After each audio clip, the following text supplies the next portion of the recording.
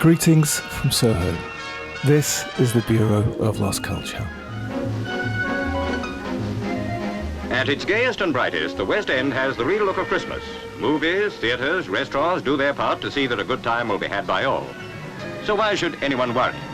Certainly nothing disturbs the minds of the happy folk who are starting out on a jolly evening.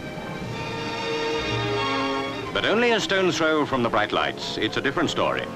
Bookshops do brisk business in what many people say is pornography, even downright obscenity. This is Soho, catering for all tastes, low included. Even the cats are a bit furtive. Even the cats are furtive. Well, I haven't seen a cat in Soho for some time. I am sitting in Soho at Soho Radio, where most of our episodes are recorded and broadcast first. This area has changed a lot since I've been in London, and certainly since that clip was recorded. I'm Stephen Coates, and as you know, we love countercultural stories and tales of lost culture, and today we're going to travel back in time, though not in space, to take a peep through the keyhole at a story of under the counterculture, a lost world of Soho porn. But before we do that, I want to say thanks to all those who responded to the survey we sent out last week. Absolutely amazing results. I've got to say I've got enough books and film recommendations to last me a lifetime. I'm going to talk more about the results, some of which were very surprising, at the end of this episode if you're interested. And if you want to let us know about you, there'll be a link to the survey in the show notes. Right, well, my guest today is an archaeologist and curator. She has spent decades excavating and rescuing forgotten, neglected, stigmatised or hidden phenomena. Her subjects include the history of aerial archaeology, old maps, concrete megaliths, suburban folklore, 19th century photographs from a secret museum, and a study of phallus collecting, an account of the Edwardian cult of Qatar, amongst other things. And she has made the first major study of our subject today, the Soho Typescripts, or Soho Bibles as they've become known, handmade, illegal, obscene books like early zines, typewritten mimeographed manuscripts with 2 or 3 pornographic stories or a novella. Many of them contained drawings or photographs, and they were sold under the counter in post-war London and provincial second-hand bookshops. Thousands were produced, but only a proportion survive today. We're going to talk about Soho Bibles. We're going to talk about Mickey Mouse having sex, the secret rooms of the British Museum, the private case at the British Library, a prehistoric phallus, erotic fish, police corruption, the Obscene Publication Act, and pornography as counterculture. Dr. Helen Wickstead, welcome to the Bureau of Lost Culture. Nice to see you again, Helen. Hello. It's lovely to be here. Yeah, well, I mean, obviously lost culture features quite highly, doesn't it, in your life and in your researches and writings. Yeah. You know, we're going to talk about the so-called Soho Bibles. And here we are, right in the middle of Soho. But it's changed a bit, hasn't it? I mean, let's just start off with that, because something very interesting I was reading in your research paper was the fact that Soho itself became a kind of adjective which meant rude or obscene or risque, right? Yeah, I was quite interested in the movement from French. So French books or French kissing or anything French letters, of course, being condoms, towards Soho. So you could just put the word after the war. Soho meant naughty and rude. And you could put it in front of all sorts of things, including the word Bible, a Soho Bible, being a pornographic book. I was looking at a documentary the other day, made very recently, talking about Soho, the notorious kind of red light seedy district. And of course, they all show the same images of about the 3 remaining sort of strip joints or kind of pawn shops. Soho now isn't anything like that, even though it's still always used as a sort of byword, isn't it, for seediness? Yeah, although Soho's still a place where there's lots of people precariously employed, freelancers. It's still got this kind of economic dynamism, and that's certainly, it was also part of the sex industry, actually. A lot of people trying to make their way on the up through precarious and freelance kind of jobs. Right. So in some sense, there's a continuity whilst They're not so much doing porn in the same way. They're not displaying porn in shop windows. Right, but the kind of writers, the people who were going to find out about, creatives as they would be called now, Yeah. that's very much still part of it. So the Soho Typescripts, as they're sort of officially called, handmade obscene books produced in the 1950s and 60s, associated with Soho, and sold from bookshops here under the counter and then in provincial second-hand bookshops. But they've become kind of colloquially known as Soho Bibles. And you said that's because of the Tijuana Bibles, is that right? That's something I'm trying to nail down, actually. Exactly when does this word Bible come into use? It's something that you do find in people like pioneering porn researchers, really, who were associated with Soho. Gillian Freeman, who was a journalist in the 60s, she did some kind of weird ethnological work visiting Soho shops, and you know, I want to excavate exactly when do people start calling them Bibles and when do they call them typescripts. Yeah. And, I mean, Tijuana Bibles, what are they anyway? The west coast of America, and they're kind of cartoon strip pornographic books with things like Mickey Mouse having sex and Betty Boo having sex and all kinds of things like that. So they're drawn, and a lot of the images in Soho Typescripts are also drawn. So that might, for modern day collectors, be part of the appeal. Although the majority of typescripts that I looked at for my study, they were mostly unillustrated, actually. Because using the word Bible, it's a bit subversive as well, isn't it? So it's kind of taking something which is the holy book and then kind of turning it on its head. You brought a couple here, and I have seen them before, and brought a couple from your collection in, and this one's The Activities of the Society of Good Companions. Sounds quite innocent. This one a bit less so. This is called Triangle of Sex, and with colour sex photos in it, one which is sticking through the front. Just to describe them, they're hand-produced, effectively. Zines, I suppose. That's the nearest thing. Fanzines is the nearest. Punk fanzines or something like that, isn't it? A lot of them look very much like punk zines, and it's the same technology. So what you would do is if you were a kind of hard-up writer, is you'd sit at home with a sheaf of waxed paper, type out about 5,000 words or so, and then attempt to sell it to a porn merchant, probably in a Soho pub.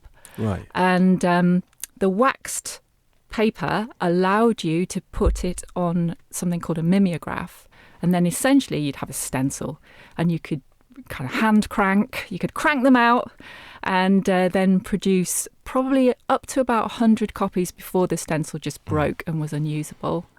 You could do a similar thing like by scraping into the wax. So in the Society of Good Companions, which I've brought you along because it's a kind of weird imagined sexological society, but they have drawings that are scraped out of the stencil. The wax. Yeah, so they look fairly kind of crude and interesting. I think they're visually quite distinctive. Yeah, you've almost got this feeling of like outsider art about them, right? Because this mimeograph, these sort of early self-printing machines, that ties it into other stuff which happened later, like the independent press, the free press, as it were, in the sort of late 60s, was using that same sort of technology, wasn't it? Small editions by nature, because the actual thing that you typed it on wore out. So they automatically became like limited edition, right?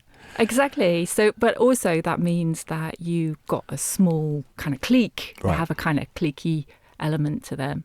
And some of the imagery as well, because sometimes people reuse bits of card from other, they kind of, because they're DIY really.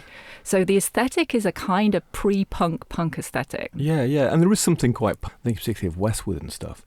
Some of the S&M imagery that she used, or her McLaren sort of reused, you can't help wondering whether they were influenced somewhat by these books. I'm sure they'd seen them, right? You know what I mean? And there's something, because some of the imagery in there is this kind of very cheaply produced S&M collage-y stuff, right? And that made its way into their graphic. There's a big category of Soho Bibles called flage. Right. And flage is flagellation. And they are about obviously whipping and spanking and those sorts of things, but also rubber fetish wear. There's some fairly early ones that I looked at in the British Library of people wearing rubber anoraks and hitting each other with hairbrushes. And I think that would have appealed to punk, because it's the sort of thing that you might as a child find in your dad's hidden away Bottom in of the your wardrobe. dad's drawer, yeah, and kind of around from the 50s still. So these things are being produced after the end of the war when in 1953 Right, paper comes right, off the ration. right. It's much easier to make DIY pornography at that point. They kind of think they're sort of interested in hidden seamy underside of middle-class suburbia, which old typescripts knocking around is very much, Yeah. exposing that kind of thing. Yeah, I grew up in a very Catholic household, so I'm afraid I didn't have any of that stuff in my dad's wardrobe. Not that I could As find far any- as you know. as far as I know. as you know. Well, listen, Helen, we've dived in deep already, but I just wanted to kind of back up the truck a bit and just talk about you. You've already mentioned it then about your research in the British Library. And as I said at the beginning, you've got this ongoing interest in secret collections, hidden collections, rescuing forgotten, neglected, stigmatised or hidden phenomena. So tell us about that. Tell us about you and about how you came to this, because you're also an archaeologist, so you're used to actually getting down and dirty in a different way. Yeah, I was very interested when I was excavating. I excavated a prehistoric phallus, and you don't find many of them. They're really cool objects, but they're also quite ambiguous objects. So I was kind of pulled into, well, how is it that this object gets identified as a kind of phallus when, we don't know what word people would have used for it in prehistory. So how is it that this category came about? And then I started ferreting about in museum collections, trying to find more of these prehistoric phalli and trying to make sense of how people used to make sense of them in the past. Right. So that led me into parts of museums that you wouldn't normally get to Right. and that aren't on display. And then I started working particularly in the secret museum that used to be in the north basement of the British Museum. And I was looking at that collection, which is was a huge collection of, nearly 500 objects from all around the world and with extraordinary documentation. And while I was working on that material, I was just in a pub in Surbiton, of all places, and I met an ex-porn star, a brilliant woman, and she said, you're looking at these, hidden books. I know some hidden books. You need to meet my friend Dave. So then I went to Dave Notaro's shop, Ram Books in Islington, which is a brilliant, brilliant shop, and found books that, are not. There's very, very few of them in public collections in the United Kingdom. I was instantly aware that they wouldn't be in copyright libraries. So I really got interested in, getting some of those books, which are quite an important part of social history, particularly in places like Soho, into museums. Yeah. So that's what led me to Right. Typescripts. Yeah, right. And so just to say a little bit about those rooms at the British Museum. So I'm assuming that they're accessible only really to academics. They're called secret or for a reason, to sort of partly because the actual content maybe isn't suitable for your average visitor. Is that right? They used to be accessible only to scholars from the 19th century upwards, up until the mid-20th century. And then a lot of the collection was split up. A lot of the objects in there are really not sexually explicit in any way. They're kind of feet or hands or fish, but things that to a 19th century mindset were imagined to be part of a cult of phallic worship. Fish? Fish, yeah, very much. That's a new one. Okay. Yeah, all that sort Okay. of watery, vaginal imagery. In the Okay. 19th century, Okay. the phallic symbol was as much about women's bodies as it was Right, about men's okay. bodies. Okay. So there's all sorts in that collection. An awful lot of it you would look at and is completely innocuous. And a fair amount of it has been Right. in temporary exhibitions on display. So it's not so secret now. I think it's somebody told me, and it may have been you last time we met, that didn't you have to sit sort of at the front at the library if you were examining these materials with your hands on the table the whole time? Was it you telling me that? That's actually the British Library, which right. used to be the British Museum Library. I mean, they're still related. But the British Library has a collection called the Private Case. Right. And it's kind of officially not a thing. It's a cupboard. A lot of things that I look at now are in a particular cupboard. But the Private Case was for a long time part of the librarian's office in the British Museum. So you had to go through the office to get to the cupboard with the good stuff. Yeah, and in fact it wasn't on the catalogue. Right. So until the late 60s, when there was a big public campaign to get the private case out into the catalogue. Because before that, you had to know it was there already. Right. There was no way of finding it unless you knew it was already in the library. And you'd only know it was there if you were an insider, as it were, a library insider. Exactly. So there's a public demand for it to bring out your dirty linen sort of thing. Yeah, there was a campaign in the Times. Journalists were involved. Right. Yeah, it was quite an important 1960s campaign to try and get it onto the catalogue. And in 1968, they agreed that's what they would do eventually. Right. About the same time that swear words came into the Oxford English Dictionary. And then very, very slowly it went onto the catalogue. Right. That must have been a nice job there. Some lucky young man, maybe, got the job for doing that. Okay, this is a separate thing. It's the private collection, as it were. And that is much more publications which are erotic in some way. Is that right? All sorts of things, some of which were thought to be libelous, so weren't sexually explicit at all. Right. The 19th century category of obscenity is very broad, so blasphemous material also would be in the private case. And it does contain, though, a lot of French and Latin pornographic books as well. Yeah. And also it contains 21 Soho Bibles, which were smuggled in. Smuggled in? Yeah, they had smuggled out. Yeah, they had to be smuggled into the museum. They weren't. I can't find any evidence that these typescripts were ever shown to the trustees. And in fact, the British Museum Library trustees had turned down crates of this material, Soho Bibles, before this.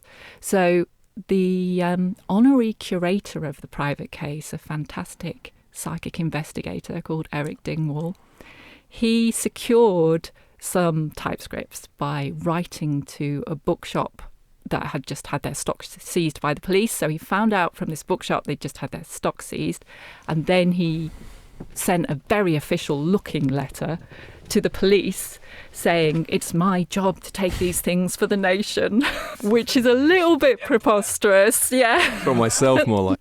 But however, they did manage to get some typescripts by that route, and then subsequently J.L. Wood catalogued them on the sly, I think. And Eric Dingwall wasn't seen for the next month. Well, it's a rather sad story because he's the person who really started to make the private case into a more sexological type collection to rival that Kinsey was amassing in America. So he made a conscious effort to collect a whole load of material, but when the private case was opened, if you like, and put onto the catalogue, it was in a way the end of his sexological collecting mission, and he didn't leave the British Library happily. Yeah, well, we should actually do a show about Eric Dingwall at some point. As you said, he's a psychic investigator and all this sort of stuff. So the private case becomes effectively public, right? But it's still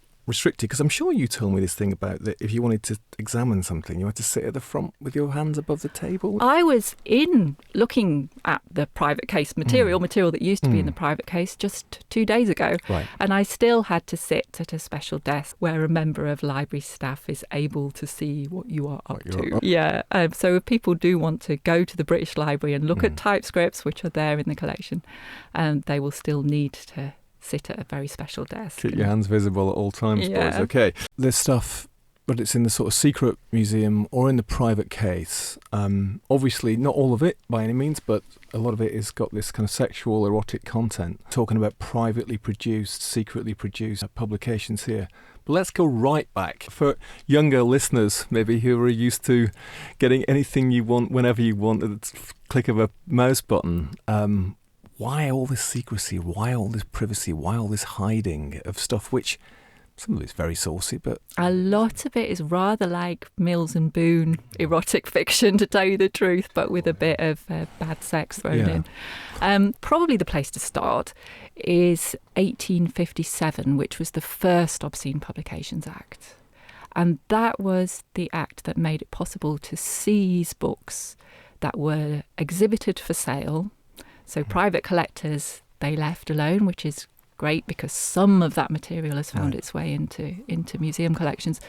But booksellers in particular, their stock could be seized and burnt, and they themselves were prosecuted under English common law. That act made obscene books in particular the focus of police attention.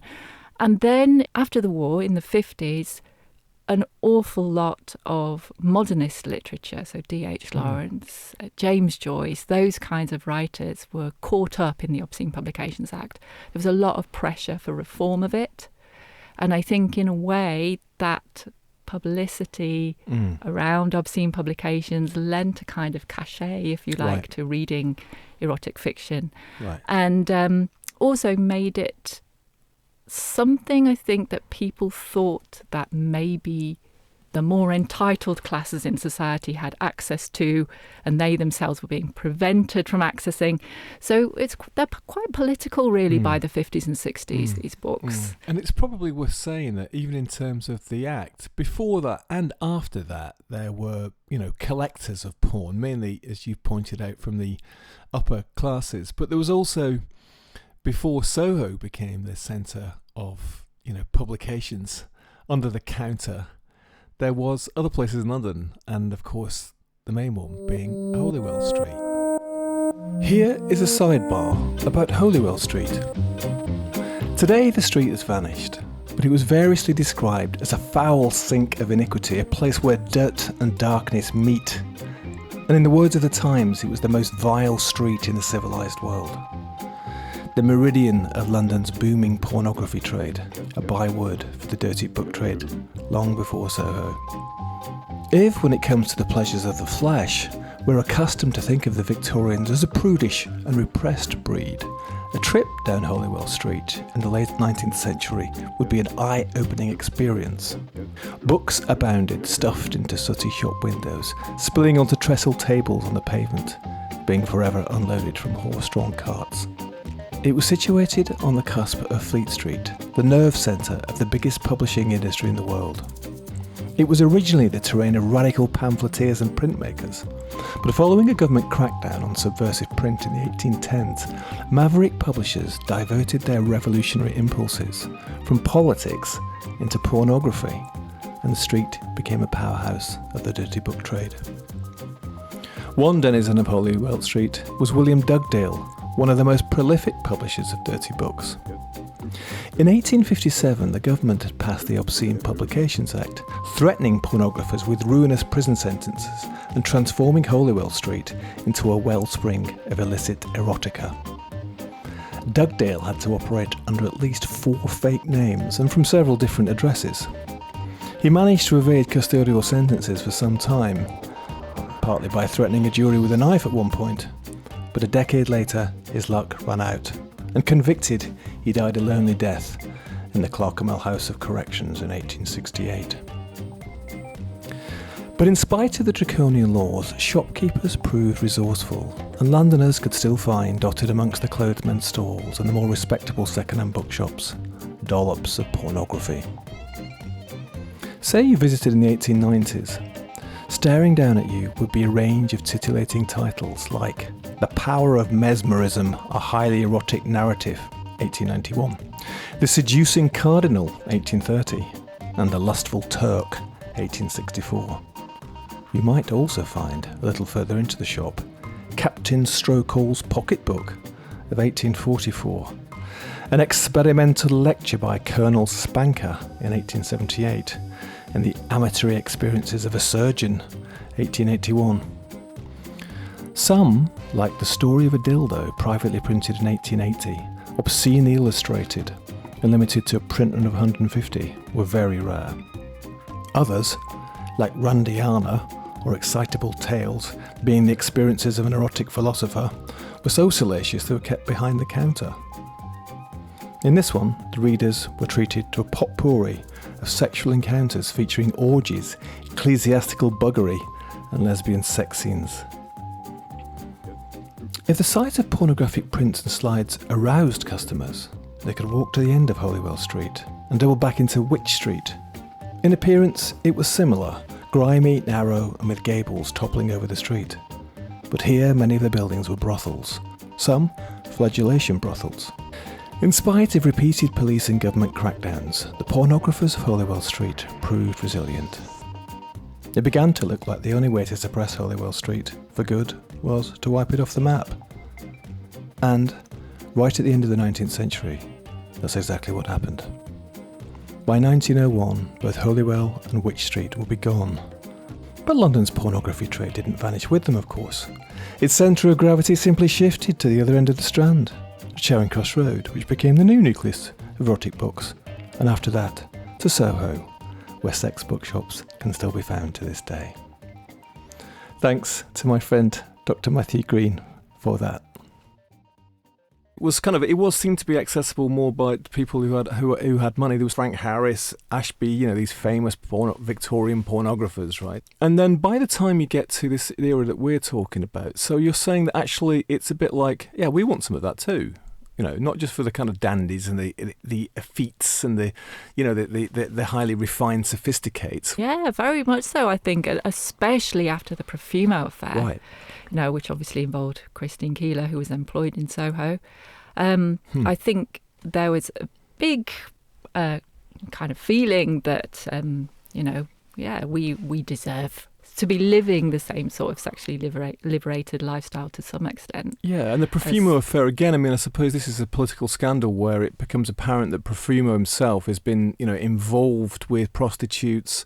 So it was a bursting of the bubble of sort of public propriety of politicians, wasn't it? It's like they do it too, right? You know what I mean? It shattered some illusion, didn't it, about sort of the establishment in this country. I think we should be careful just to say that Christine Keeler, not a prostitute, but somebody involved as a model. Yeah. Wrongly labelled as a prostitute. Yeah, exactly. Yeah. It's a really interesting and exciting period where there's the counterculture beginning. And on the other hand, there are these typescripts that are circulating really widely across the country and are quite expensive still. Right. You can buy pornographic postcards from the late 19th century reasonably cheaply, but still much more expensive than you would an ordinary postcard. Right. And these books are costing between 2 to 6 days of pay. Average salary, so right. Okay. you would have to work for a week as a normal working class person to still get even one of these poorly typed, handmade books. Yeah. And so they were reasonably expensive and difficult to get hold of because obviously anybody walking into a bookshop in Soho could be a plainclothes policeman. Right. So, it was tricky to access them as well. They contain 2 or 3 sort of short stories-ish, done the erotic stories, sometimes, as you said, with some photographs kind of like connected or some drawings. And so I guess once you'd spent your 5 days salary on one, it would be sort of rather precious object in some ways. I'm either treasured or circulated amongst you and your peers or something, right? Exactly, yeah. I think people did hang on to them, although of course when they died and people found what was in the bottom drawer, they tended to be destroyed rather than go into collections. Some of them did have photographic prints sort of stapled in cloth covers. They're not high-tech productions by any means. Also, some of them had drawings, but they really were textual productions for the most part. You also say that they shared the appetites of pulp fiction, right? Yeah. So this thing about the sensational, the erotic avant-garde, taboo sexuality, as you mentioned that earlier, sometimes horror fantasies and science fiction, all mixed up together. You could definitely get sci-fi. The war was obviously something a lot of the customers had been through, so there's an awful lot of institutionalized settings. Right. There's things happening on islands, in sort of imperial scenarios. The sorts of things that you would imagine in the middle of the 20th century would capture the imagination. Yeah. I read 50 of them for my study. Well, as I was reading actually it, get through them? I mean, you sort of cover to cover. Yeah, 50 of them. Because listener, they there's a lot of text in them. And they're not always very well typed. The ones where it's a flage scenario tend to be quite romantic. They often end in marriage. Whereas the ones that are called straight or les, meaning where they have lesbian sex in them, They are a little bit more kind of free-floating at the end. People go their separate ways. Right. But Whip Hard doesn't, which is 1960, doesn't sound too romantic. That's some flage from the British Library private case. Features rubber Macintoshes and straitjackets, yeah. The private case ones were particularly useful because they were seized in 1963. Because the dates, the place of publication, the authors for these typescripts are all entirely fictitious. Right. So you can't work with them like you would normal literature. Right. The authors have names like Nick Ersdown. Yeah, there's quite Roger a lot of... and Phil McQuim. Yeah, there's lots of terrible puns, aren't there? So let's talk a bit about the writers then. I mean, indigenous hacks who crowded the pubs of Soho. You said that some of them sort of did pride themselves, on the artistic quality of their tales. Is it Nick Ersdown, in fact, maybe he says that he made one fuck last for 42 pages. Yeah, now, Nick Ersdown says he's probably one of the last typescript writers. I was so lucky to interview him. So he's still alive? He's still alive. He's still writing. Right. Not under the same name. Right. And I'm afraid I'm not at liberty to use his real name. Sure. He did write typescript fiction at an early stage in his career. Very lucky to get to interview him when I was doing the research that I did for the Museum of London. At the time, I got their copies of Soho Bibles into their collection. Yeah. And I also interviewed Dave Natero, whose family owned bookshops in Soho. He's obviously still owns a bookshop. So Dave has a lot of the stock that used to be in Soho bookshops. There obviously was still old stock knocking around that he's got in his bookshop now. So the very tail end of Soho bookshops is in his basement in Islington. And he was also able to tell me about his uncle, Anthony Soneshka, who was a bookseller and bookshop manager. Yeah, because he came from a kind of generation of pawn bookshop sellers, right? Yeah, these were family businesses. Very often Italian families were running bookshops in Soho. So you would have family members who you trusted to manage bookshops. Yeah. You said as well, that they, I like this phrase, very mixed quality from the surprisingly inventive to the downright abysmal. So you've got Nick Ersdown, whatever his real name is, and a gaggle of other writers, some women, right? You make this point that actually women also wrote the pornography as well. So I'm assuming that there was a kind of coterie of, people who knew each other, the people who, produced the books themselves, physically produced them, and a kind of gaggle of writers who'd meet round here in pubs. And the writers would just come up with stuff, would they, and pitch them, or would they be commissioned? Or, I mean, how would it work, and how was the economy of it for them? The main determining force of the Soho bookshop economy was the police. Right. And that was one of the things that kept the price of Soho Bibles so high, was because if you're going to run bookshops in Soho and sell this material, you had to pay bribes to the police. Right. And that was a hugely inflated prices, and meant that really characters like Bill Moody, who went to prison, and I think he was paid just by one typescript writer £14,000, and that's in the late 60s. So that writer was also a merchant, I should say, unusually within the trade. If you were a bookshop owner like, say, Jimmy Humphreys or Eric John Mason, otherwise known as Carpet, he owned about 10 bookshops, and they would be paying a lot of money to the police, who knew very much that this was happening and were closely involved in it, actually. The Dustman, is a Soho Typescript producer, and he claimed to have bribed 148 police officers by early 1970. I mean, that is astonishing, isn't it? When it all came out into the papers in the early 70s, and it ended up with trials in the mid-70s, at least 50 police officers were moved from Soho. So it was a huge, huge scandal that led to very high up policemen losing their jobs. Yeah, it went all the way through, and it wasn't just the bookshops, it was the clip joints, right, and the walk-ups, the knock-up shops, so-called. Yeah. And the clubs. There was a whole very lucrative, if you're a police officer who got assigned to Soho. I mean, £14,000 was a lot of money then, wasn't it? Yeah, I mean, an enormous amount of money was made, and it's a matter of public record that the police were so involved that they went on holiday with key porn merchants. So they were closely involved. They knew each other's wives. Right. They socialised together. They were in pubs in Soho very regularly. And it was well known that money changed hands in Soho pubs to enable bookshops to trade. Yeah. And it was one of the reasons why actually the books are fairly basic, and they still had the DIY kind of aesthetic, because there was no incentive to make your books much better than anybody else's books.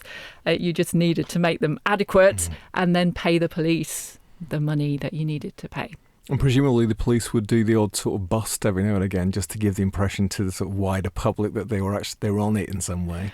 And what used to happen apparently is that when they would be tipped off that a raid was going to happen, and then the bookshop manager would nip down to Piccadilly Circus and say to some poor guy, "Oh, I have to leave my shop. Will you please come and look after my shop for a couple of hours, and I'll pay you some colossal amount of money."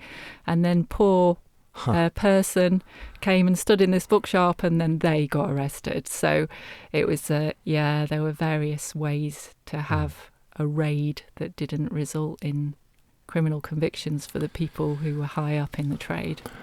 Well, on that subject, here's a little recording of long-time Soho resident Harvey Gold from an interview he did for This Is Soho.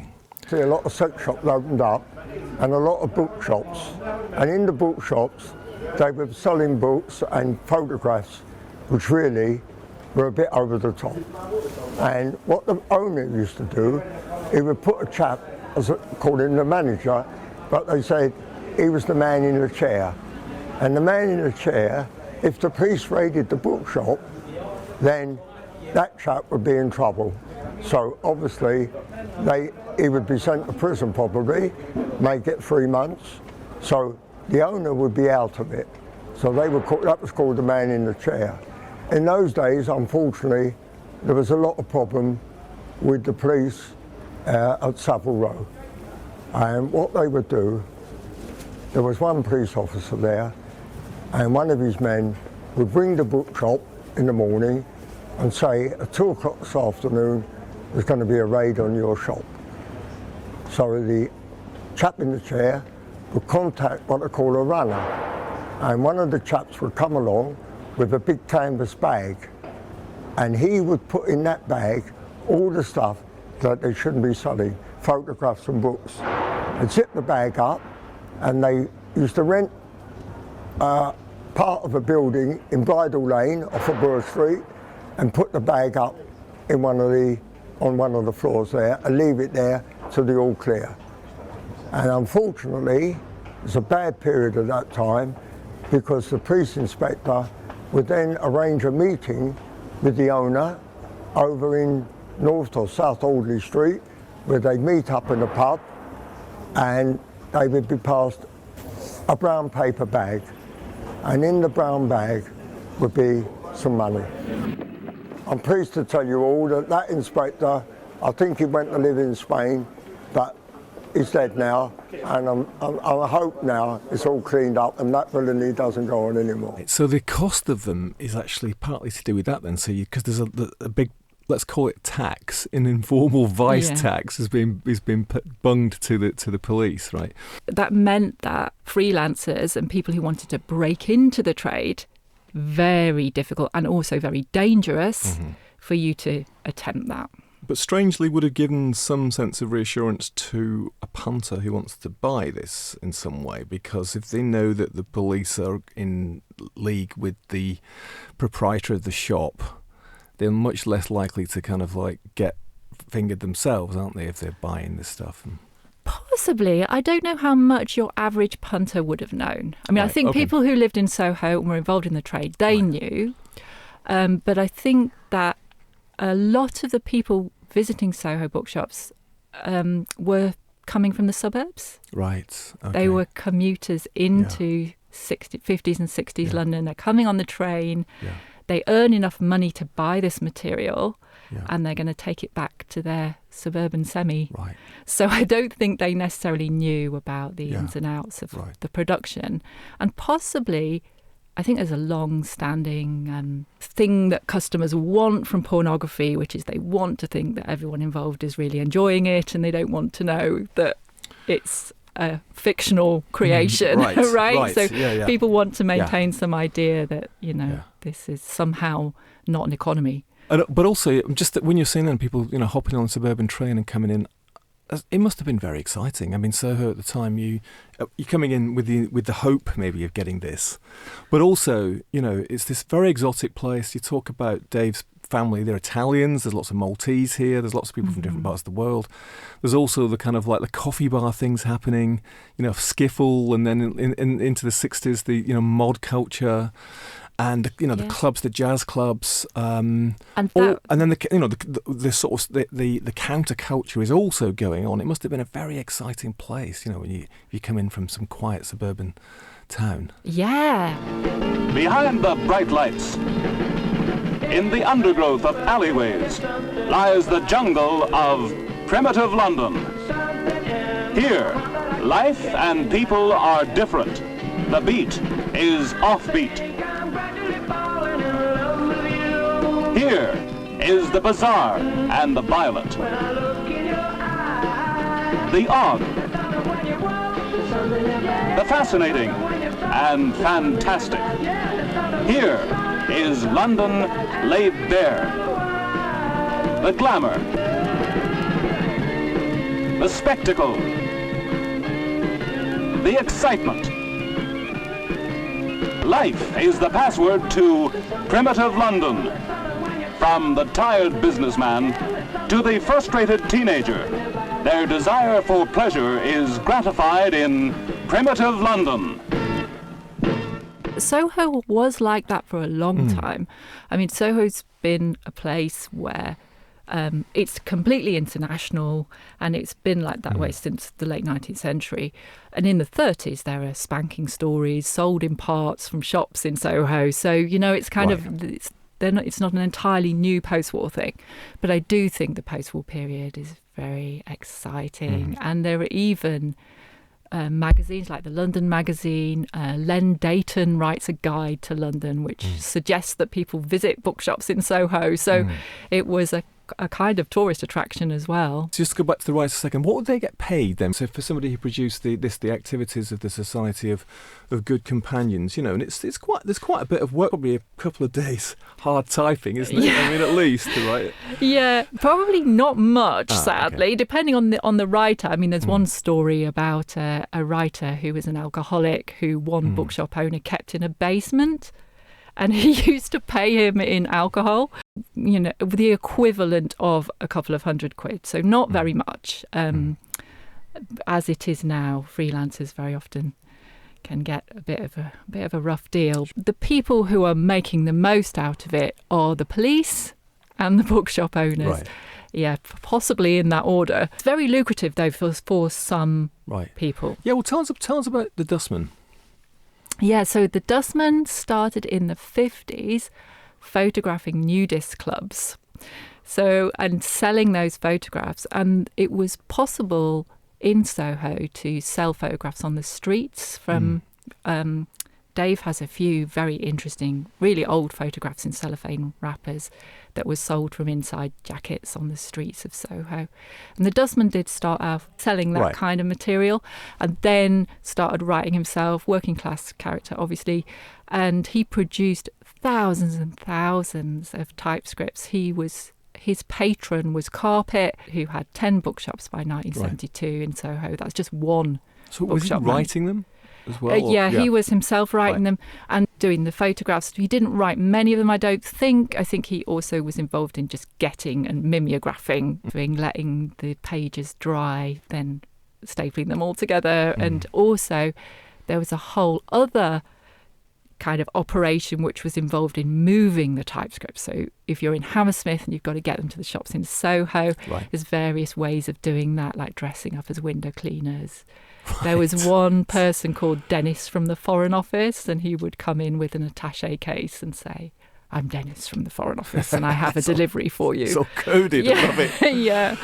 One thing I should have said, actually, when it comes to the price, they're pretty expensive to own and to take home to your suburban semi, but you could borrow them. Right. So Right. with many bookshops at that time, I mean, legit ones as well as porn, you could actually loan books from those. Paid library sort of thing. Yeah, so you could Rent pay it. about half the Right. amount of money and rent it and then bring it back.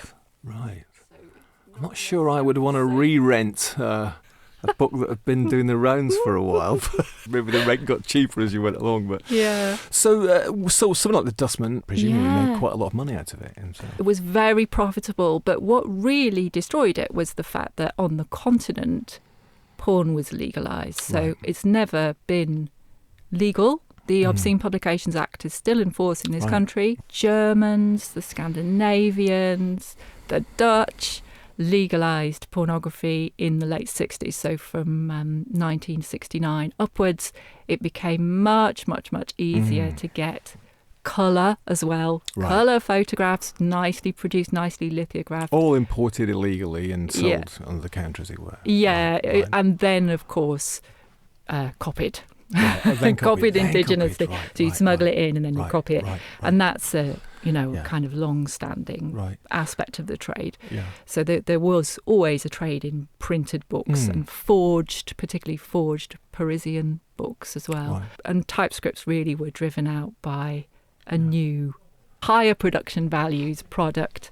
that Yeah. meant As it- ever, sort of technology is the sort of engine for change, isn't it, Yeah. with all these things? And at about the same time, the police are beginning to get into trouble. The trade is not so much protected by a tie-up between gangsters and police. Right. So the shops keep trading because they can keep selling stuff under the counter. There's Yeah. a sort of distribution network which is still going and people are still making money, but not in this way anymore. Well, you also said that photographs were sold separately. Smudges, they were called smudges, right? And by the 70s, the models got paid something like between 25 and 50 quid for a 4-hour session, rising to £200 for exceptional work. Women were paid. The interesting thing is that the men were not paid. The male at least models. male models were not paid initially. I do think that's possibly why they're quite rubbish. Right. Because there's a big queue Yeah. of volunteers, right? I think it's really interesting that being a male porn model in the 70s and 80s became something you would get paid for. And I think that's a really curious shift. I'm not sure what's behind that, but I wonder whether, it became important to have particularly notable equipment and be proficient in using it. And it's not just necessarily... be a bit more attractive than some hairy lout that sort of got in. You did say that they recruited in the 50s from the amateur nudist clubs as well. So Yeah. at least they could sort of check out the goods before they bought, as it were. And of course, the other thing, Helen, which you talked about was film, is under the covers, under the sheets, as it were, to home-produced pornographic films, right? Yeah, so there have been pornographic films for a long time, since the early 1900s. I think there's one from 1910 that we still have in collection. Right. And they were called stag films, and they Right. were often projected kind of, associated with men's Yeah. clubs and stag nights and things like that. Yeah. But in 8mm films were a part of the Soho economy and traded out of the back room like typescripts and Bibles. So the same sort of thing, produced probably in back rooms around here. Yeah, I mean, Pamela Green had a really important studio, both for photography and for film, on Gerrard Street, Right. 4 and 5 Gerrard Street. And in fact, she and her partner, Harrison Marks, had Soho's first photographers gallery. Right. They had a photographic exhibition that they advertised Right. across the country. And Pamela, was a very important player. She did the set design, she did the costume, she recruited models. She was a major, and I think very unsung Right. figure Right. in Soho's history, and also in terms of the British film industry, actually. Right. The sort of crossing over into the kind of culture, there was that sort of no sex please with British sort of bowler hat, tightly rolled umbrella, briefcase sort of image of the Brits, wasn't it? But during the 60s, of course, we were coming loosened up, right? This is all part of it. Pornography also, in a way, became much more part of the counterculture for a while. For instance, magazines like Oz Yeah. part of the free press. They had a lot of what you might call erotic, soft, porny imagery in them, on the covers quite often, actually. And then there was the whole thing where pornography, particularly in America, say with like Larry Flint and even Hugh Hefner, got associated with like freedom of speech. We're moving away from these kind of absolute values of the previous generation, and like the age of Aquarius is here. It's time to kind of loosen up. They did sort of share something there for a while, at least. Yeah, intellectual and sexual freedom were connected, I think, in that period. So you get people like kind of media theorists like Marshall McLuhan writing for Playboy. There is a crossover at that time, which is really interesting. And I think it's partly because the Obscene Publications Act had become so unwieldy, and so many people who are on English literature reading lists were prosecuted under that act, and were continuing to be prosecuted. J.G. Ballard was prosecuted for a book called Why I Want to Fuck Ronald Reagan in the 70s. A sex education book called The Little Red School Book was a very famous trial, and obviously the Oz trial was huge as well. Yeah. The very tail end of Soho Bibles and Typescripts is an interesting crossover. We've come to the sort of tail end, as it were, and just wanted to finish off because you've been instrumental, right, in not just talking about it, writing about it, but getting it effectively into the catalogues, and recognised more in a kind of way as maybe not for the literary content, but for the social history value of it, right? So that's been part of your sort of mission, isn't it? Yeah, I think it's really important that the sex industry, which is huge and a really important part of our history in general, should be part of our public collections so that we can research it, because it's a major part of people's lives. Right. So I very much wanted that. From the 1840s, there was a law that said that every book printed in Britain had to be supplied to copyright libraries. And that means that we've got these large collections of other kinds of books, but these books obviously would not be sent to libraries. Right. So there's very, very few of them in any collection, which makes it hard to study a lot of people's histories, including the histories of trans people. They are a real element of these typescripts. It'd be fantastic if somebody did a study of that. And also gay histories, all kinds of histories are in typescripts, but they're not in collection, which means that it's more difficult to study those things. Right, yeah. You read, was it 30 of them? I read 50. In many ways, bits of them are incredibly innocent. They're kind of dreamlike, and I found them not to be what everybody had said. There's obviously a lot of kind of throwaway comments about how filthy and how incompetent they are, and it's not the case at all. They're actually incredibly various. And they're romantic stories, they're fake conference proceedings, they're all kinds of different sorts of sexological studies, and all kinds of things in there. So a valuable part of our, I'm going to call it, under the counter culture.